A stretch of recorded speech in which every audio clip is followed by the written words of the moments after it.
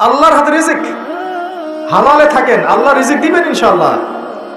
কিয়ামত হবে না আপনার রিজিক না শেষ হলে, আপনার মৌত হবে না আপনার চালের দানা বাকি না থাকলে। আসমান জমিন সৃষ্টির 50,000 বছর আগে আল্লাহ রিজিক লিখেছেন। একটা চালের দানা পৃথিবীতে রেখে আপনি বিদায় নেবেন না। এক ঢোক পানি না খেয়ে, যেটা পৃথিবীতে আছে না খাওয়া পর্যন্ত আপনি যাবেন না পৃথিবীতে। অস্থির হচ্ছেন কেন? হারামে যাচ্ছেন কেন? সুদ খাচ্ছেন কেন? ঘুষ নিচ্ছেন কেন? দুর্নীতি কেন করছেন? রিজিক আল্লাহর হাতে, আল্লাহ দিবে আপনাকে।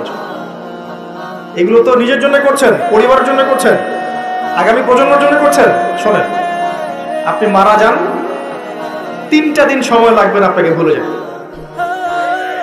আপনি মারা যান, কবরে চলে যান, যাদের জন্য সারা জীবন ঘুষ খেয়েছেন, দুর্নীতি করেছেন, আপনি সুদ খেয়েছেন, আত্মসাৎ করেছেন, যাদের জন্য করেছেন, নিজের এবং যাদের জন্য, এরা আপনাকে 3 দিনের বেশি মনে রাখবে। মারা যাওয়ার সাথে সাথেই আপনার দলিলাদি, জমি জমা, ব্যাংক ব্যালেন্স নিয়ে কারাকারি শুরু করবে। আল্লাহকে চিনলেন না আপনি, হারামে যায় না, আল্লাহর রাস্তায় হারামে যায়।